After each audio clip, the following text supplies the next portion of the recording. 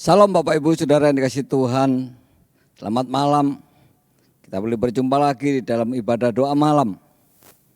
Mari sebelum kita akan bersama-sama merenungkan kebenaran firman Tuhan, saya mengajak Bapak Ibu Saudara yang ada di rumah, di mana saja berada yang mengikuti YouTube ini, mari kita berdoa. Bapa di dalam kerajaan surga, yaitu di dalam nama Yesus Kristus Tuhan, terima kasih untuk kesempatan yang indah ini kami boleh bersekutu bersama Engkau ya Bapa. Karena sebuah kerinduan buat kami agar kami senantiasa lebih dekat kepada Tuhan. Untuk itu berbicaralah malam ini untuk setiap kami, sehingga kami boleh kuat, boleh dimampukan untuk berdiri tegak di dalam kehidupan kami hari-hari yang kami lewati ini. Urapi kami semua ya Bapa, baik kami yang ada di rumah maupun kami yang ada di tempat ini. Biarlah kemurahan Tuhan, rahmat Tuhan turun atas kami. Dan oleh kuasa Roh Kudus, kami boleh dimengertikan tentang kebenaran firman Tuhan ini. Terima kasih Bapa, kami naikkan syukur kami, doa kami. Dan kami siap untuk menikmati sabda-Mu. Dalam nama Yesus Kristus Tuhan kami berdoa. Haleluya, amin. Puji nama Tuhan, Bapak Ibu yang dikasihi Tuhan. Untuk malam ini kita akan bersama-sama untuk mempelajari tentang sebuah kebenaran, di mana orang-orang yang percaya akhir-akhir ini, mereka melupakan apa yang disebut dengan doa. Doa yang disebutkan di sini, yang saya sampaikan ini, doa yang sungguh-sungguh, doa yang benar-benar sesuai dengan apa yang ada di dalam hidup kita kepada Tuhan. Ada sebuah kerinduan.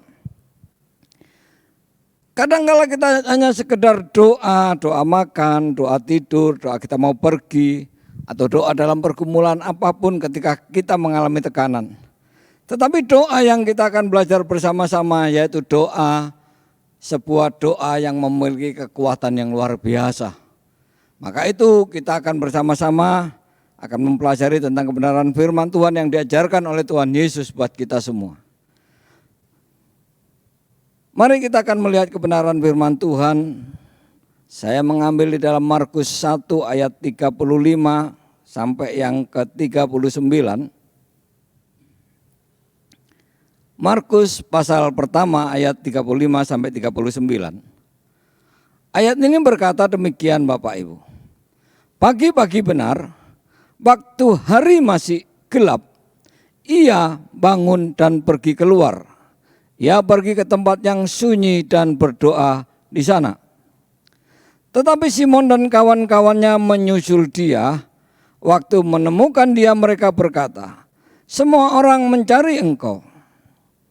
Ayat 38 dikatakan jawabnya, mari kita pergi ke tempat lain, ke kota-kota yang berdekatan, supaya di sana juga aku memberitakan Injil, karena untuk itu aku telah datang.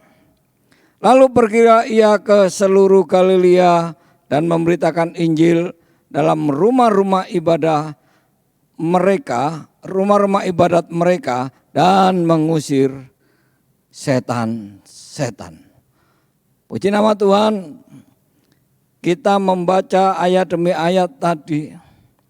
Ini bicara tentang ada kekuatan dalam doa. Tuhan Yesus mengajak untuk kita semua melihat di dalam pembacaan ini untuk merenungkan. Tuhan mengajarkan sebuah keteladanan dan sikap hidup di mana rutinitas Yesus Kristus ketika datang ke muka bumi, yaitu melakukan pekerjaan yang Bapa berikan kepada dia. Tuhan memiliki kuasa, Yesus memiliki otoritas, Yesus memiliki wibawa, Yesus memiliki sesuatu kekuatan. Tetapi satu hal, Yesus ingin semua kekuatan, semua otoritas, semua kuasa itu boleh disalurkan kepada orang-orang yang ada di sekitarnya. Orang-orang yang percaya. Dengan cara apa? Dengan cara meneladani kehidupannya. Nah Bapak Ibu yang Tuhan Yesus kasihi. Tindakan Tuhan Yesus mengingatkan bahwa persekutuan dengan Bapa itu sangat penting.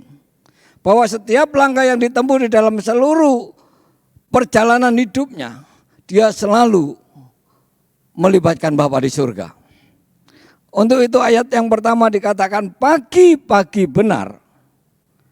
Waktu itu masih gelap. Yesus bangun dan pergi keluar. Yesus pergi ke tempat yang sunyi dan berdoa. Di situ Yesus membangun hubungan dengan Bapa di surga. Dia mencari tempat yang paling sunyi, yaitu tempat yang sepi yang tidak ada di dalam keramaian. Dan Tuhan Yesus berjalan menuju tempat yang agak jauh dari sekitar area yang ramai. Dan waktu itu dikerjakan pagi-pagi benar. Dalam arti pagi-pagi benar ini sebelum melakukan aktivitas apapun, Yesus mendahulukan untuk bersekutu dengan Bapa di surga. Nah ini yang diteladankan Yesus buat orang-orang percaya. Berapa banyak kita ini yang percaya kepada Yesus, kadangkala kita itu memikirkan pikiran-pikiran kita tentang pekerjaan, tentang keadaan, tentang situasi, tentang masalah, tentang pergumulan. Tapi Tuhan mengajarkan, Yesus mengajarkan, yaitu agar kita menempatkan doa adalah yang terutama dari permasalahan, dari perjalanan yang lainnya. Nah ini Tuhan mengajak untuk kita hari-hari ini untuk mengerti kenapa situasi dan kondisi yang terjadi saat ini yang kita alami itu banyak menjadi tekanan dalam hidup kita. Bapak Ibu, Yesus melakukan ini. Ia membangun keintiman. Walaupun Yesus memiliki kuasa, memiliki otoritas, dia yang turun dari surga. Dia tetap mengajak untuk membangun keintiman dengan Bapa. Bahwa itu adalah segala-galanya.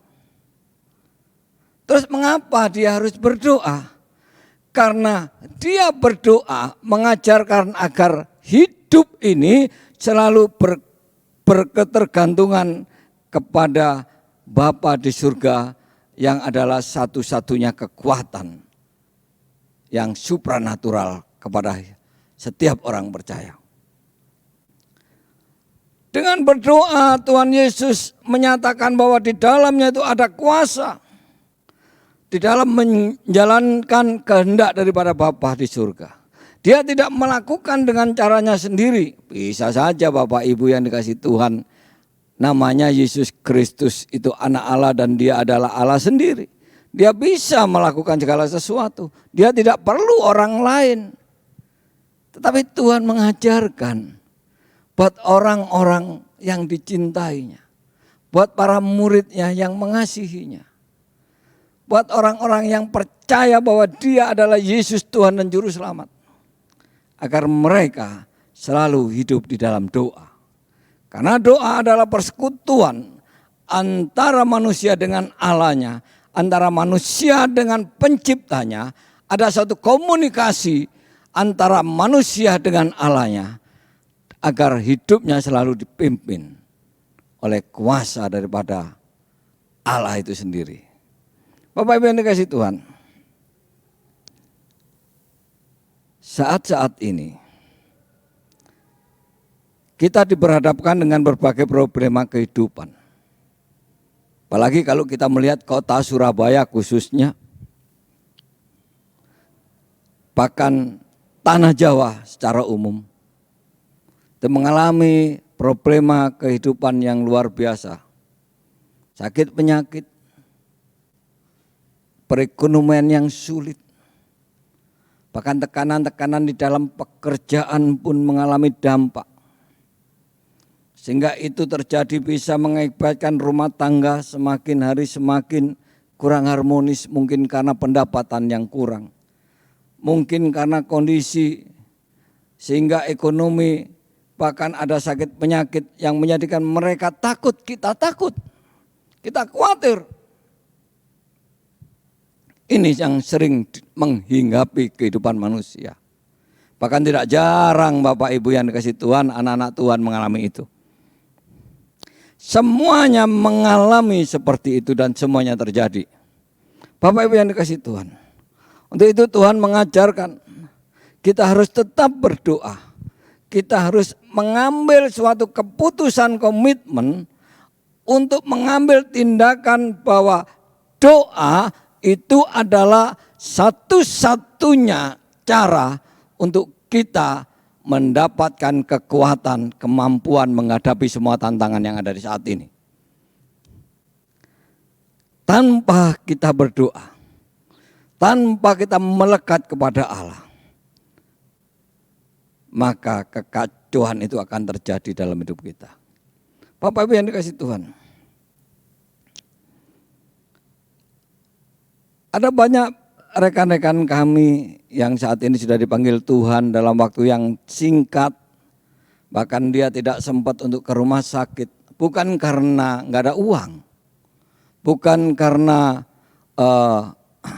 kesulitan masalah kebutuhannya. Tetapi karena kondisi yang tidak memungkinkan sehingga dia harus dirawat di rumah. Karena sakit penyakit yang sampai hari ini belum bisa terelakkan. COVID-19 kita sadari bahwa sesungguhnya ini adalah momok daripada kehidupan orang-orang yang ada di muka bumi, khususnya di Surabaya, umumnya di Indonesia ini. Sehingga banyak orang khawatir, banyak orang mengalami merasa gelisah. Tapi izinkan malam ini, jangan dibawa kegelisahanmu dalam hidupmu berlarut-larut. Jangan dibawa kekhawatiranmu terus-menerus karena keadaan. Dan jangan merasa takut kalau nantinya suasana yang seperti ini tidak kunjung selesai. Percayalah bahwa di dalam Yesus ada kekuatan. Percayalah di dalam Yesus Kristus ada perlindungan. Percayalah di dalam Yesus Kristus kita dimampukan untuk menghadapi setiap problema keadaan yang terjadi pada saat-saat seperti ini. Bapak Ibu, ini yang penting untuk kita tahu. Bahwa orang-orang yang selalu dekat kepada Tuhan, dia dalam penyertaannya. Untuk itu, inilah alasan kita untuk berbalik kepada jalan Tuhan, yaitu dengan cara berdoa. Jadi Yesus mengajarkan berdoa ini adalah yang utama dari segala sesuatunya. Baik itu dalam pelayanan, pekerjaan, baik dalam perjalanan hidup ini, rumah tangga kita ini, keputusan-keputusan yang kita ambil. Sudahkah kita bertanya kepada Tuhan? Sudahkah kita naikkan komunikasi kita dengan Allah? Kadang-kala kita jujur, kadang dengan logika dan akal pikiran kita.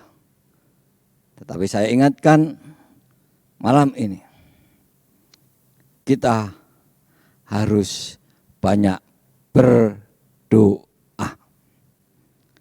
Mengapa kita harus banyak berdoa? Yang pertama, doa itu adalah sebuah perintah Bapak Ibu. Kalau sebuah perintah berarti harus dilaksanakan. Di dalam Lukas 18 ayat yang pertama, Lukas 18 ayat yang pertama, itu Tuhan katakan, Yesus mengatakan sesuatu perumpamaan kepada mereka untuk menegaskan bahwa mereka harus selalu berdoa dengan tidak jemu-jemu. Bahkan ada satu ayat lagi yang cukup pendek, kalimatnya cuma 2 kata. Di dalam 1 Tesalonika 5 ayat 17. Di situ berkata, tetaplah berdoa. Artinya terus continue. Tidak dalam kondisi ada permasalahan, ada kesusahan, kita berdoa. Itu ada baiknya daripada kita nggak berdoa.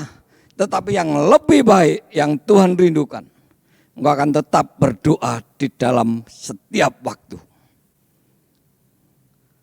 Dan perintah ini harus kita sadari bahwa di muka bumi ini kuasa-kuasa jahat, sakit, penyakit itu merajalela di mana-mana. Agar kita kuat, agar kita dalam perlindungan, kita selalu mendahulukan komunikasi dengan Allah. Disitulah kita memperoleh kemampuan yang luar biasa. Yang kedua Bapak Ibu, doa itu adalah sebuah kebutuhan. Bapak Ibu, kalau kita butuh makan, kalau kita butuh sesuatu, pasti kita akan cari uang.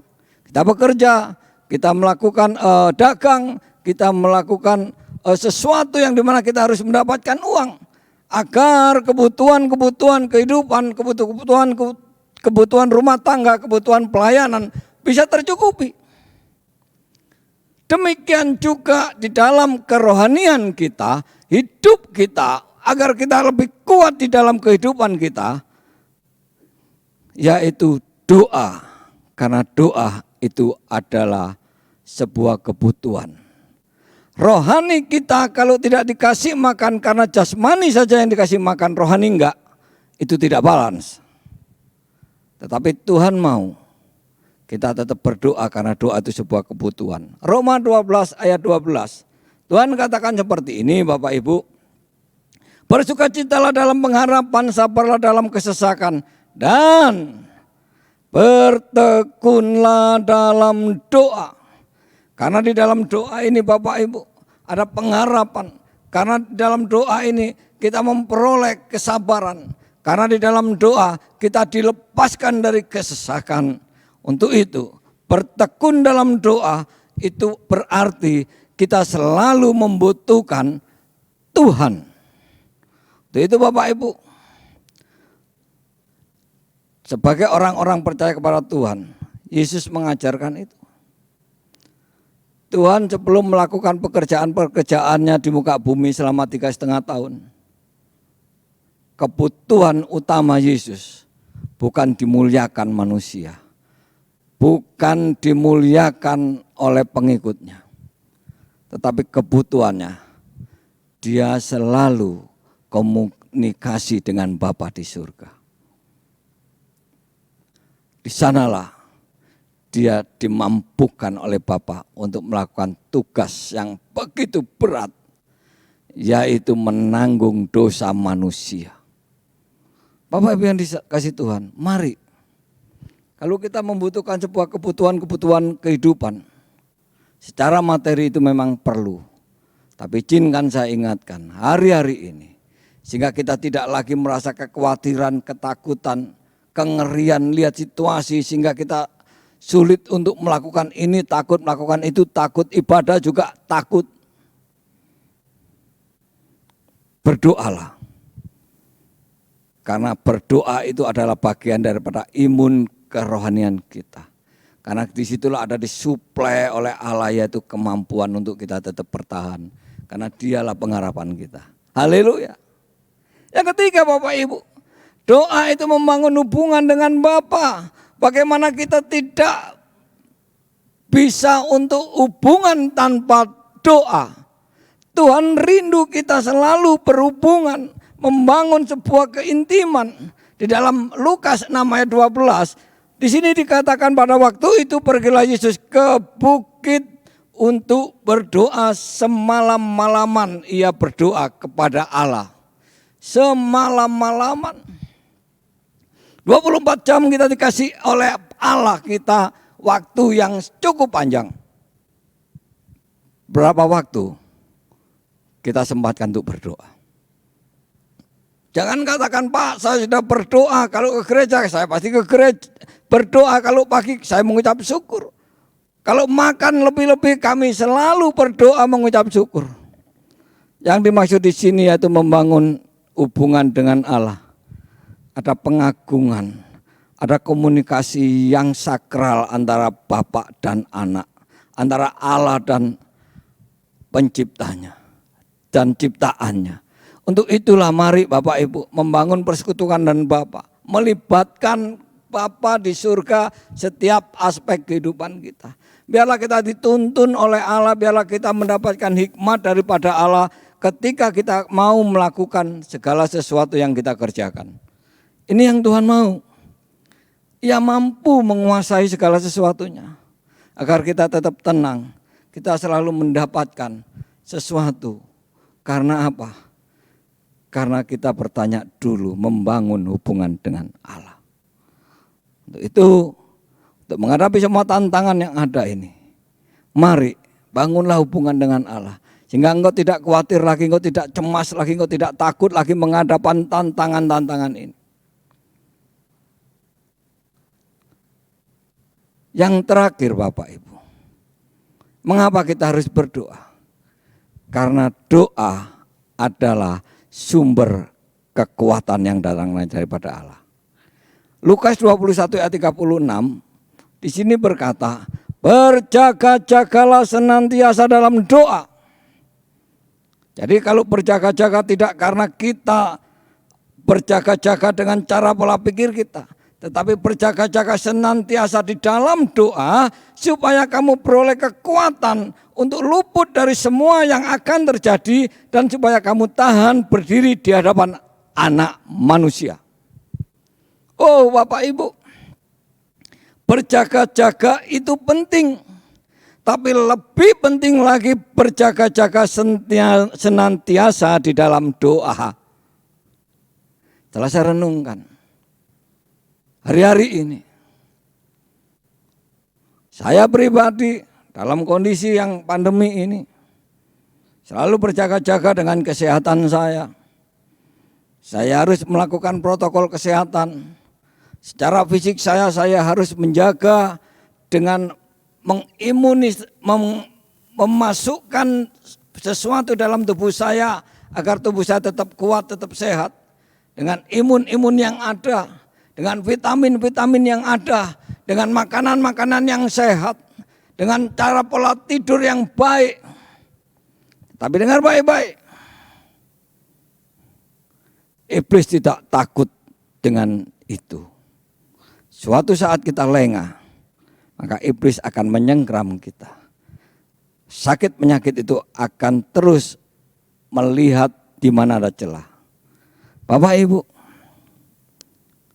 berjaga-jaga senantiasa dalam doa. Berarti kita menggantungkan diri kepada Allah.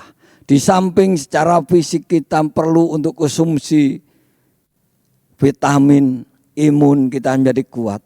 Tetapi satu sisi lagi, senantiasa bergantung kepada Allah. Dia akan memberi kedamaian, ketenangan. Dia akan memberikan sukacita. Dia memiliki sebuah pengharapan yang harus manusia perlu untuk diterimanya. Pengharapan pertolongan daripada Tuhan. Pengharapan yaitu perlindungan daripada Allah. Pengharapan yaitu pengkabaran daripada Yesus dari segala sakit penyakit. Dan ini yang menjadikan kekuatan orang-orang percaya. Bapak Ibu yang dikasihi Tuhan, malam ini biarlah kita akan merenungkan seberapa jauh kita menghadapi tantangan di dalam pandemi ini. Semuanya mengalami dampak, semuanya mengalami krisis. Bahkan beberapa hari, seminggu ini Bapak Ibu, kami kehilangan beberapa orang yang kami kasihi. Hamba-hamba Tuhan yang meninggal dengan waktu yang dekat. Dia pulang ke rumah Bapak dalam kondisi yang sakit. Bahkan untuk dimakamkannya pun kesulitan. Bukan karena nggak ada uang. Karena kondisi yang tidak memungkinkan. Sehingga harus dia banyak mengeluarkan uang. Bukan karena tidak ada rumah sakit. Karena banyaknya orang sakit sehingga tidak bisa menampung orang yang sakit lainnya. Bapak Ibu yang dikasihi Tuhan. Untuk itu mari berjaga-jaga. Ada kekuatan di dalam doa. Sehingga kita dimampukan Tuhan untuk menghadapi tantangan ini. Saya terlalu yakin. Bapak Ibu yang ada di rumah, saudara yang ada di rumah. Kita semua. Ketika kita menghadapi ini dengan baik. Kita tetap berdoa kepada Tuhan mohon perlindungan. Dan jangan jemu-jemu berdoa. Berdoa adalah rutinitas setiap pagi, setiap siang, setiap apapun kita lakukan. Seperti yang Tuhan Yesus teladankan. Apa yang harus kita lakukan sebagai orang percaya menghadapi keadaan seperti ini? Ingatlah, Tuhan Yesus selalu berdoa di dalam menghadapi tantangan ini. Sampai semuanya tergenapi. Sama seperti kita. Biarlah Tuhan menggenapi hidup kita. Tanpa doa kita tidak mampu. Tapi dengan doa ada kekuatan sehingga segala sesuatu itu boleh kita lakukan dengan baik. Puji nama Tuhan, Bapak Ibu, semuanya diberkati. Haleluya. Baik Bapak Ibu yang dikasihi Tuhan, mari kita tutup Alkitab kita. Kita akan berdoa. Biarlah firman Tuhan yang sederhana ini kita renungkan. Dan kita masukkan di dalam hidup kita, hati kita. Biarlah itu boleh menjadi berkat di dalam kehidupan kita. Dan kita selalu rindu meneladani cara hidup Tuhan Yesus. Yaitu selalu bersekutu dengan Bapa, selalu berdoa, selalu berdoa. Untuk itu kita diajarkan untuk berdoa. Puji nama Tuhan, mari kita tutup persekutuan kita malam ini dengan ucapan syukur dan kita akan berdoa. Terima kasih Tuhan Yesus, untuk malam ini Engkau berbicara untuk setiap kami. Biarlah dengan kesederhanaan kami boleh menerima. Kami minta Roh Kudus untuk memimpin kami, meneruskan perkataan firman Tuhan yang kami dengar ini. Sehingga di dalamnya kami memperoleh kekuatan. Kami sadar bahwa kami banyak tidak berdoa, kami kurang melakukan doa. Doa kami ketika kami mengalami tekanan, doa kami ketika kami membutuhkan sesuatu. Tapi malam ini Tuhan ajarkan. Ada sesuatu yang Tuhan rancangkan dalam hidup kami. Yaitu menjadi murid Kristus untuk menjadi teladan. Untuk menjadi berkat. Kami kadang-kala tidak mampu. Untuk itu saat ini biarlah lewat doa-doa kami dimampukan. Kami cakap untuk menghadapi semua tantangan ini. Tuhan mari ajar kami untuk terus setia untuk berdoa, setia untuk berkomunikasi dengan Allah. Agar di dalamnya kami tetap kuat dan cakap menanggung semua tantangan ini. Terima kasih Bapak. Tuhan memberkati kami semua. Tuhan memberkati gereja ini. Dan Tuhan memberkati Surabaya. Di dalam nama Yesus Kristus Tuhan. Biarlah berkat-Mu atas kami. Dan kami naikkan syukur doa kami. Dalam nama Yesus Kristus. Haleluya. Amin. Puji Tuhan, selamat malam. Tuhan Yesus memberkati.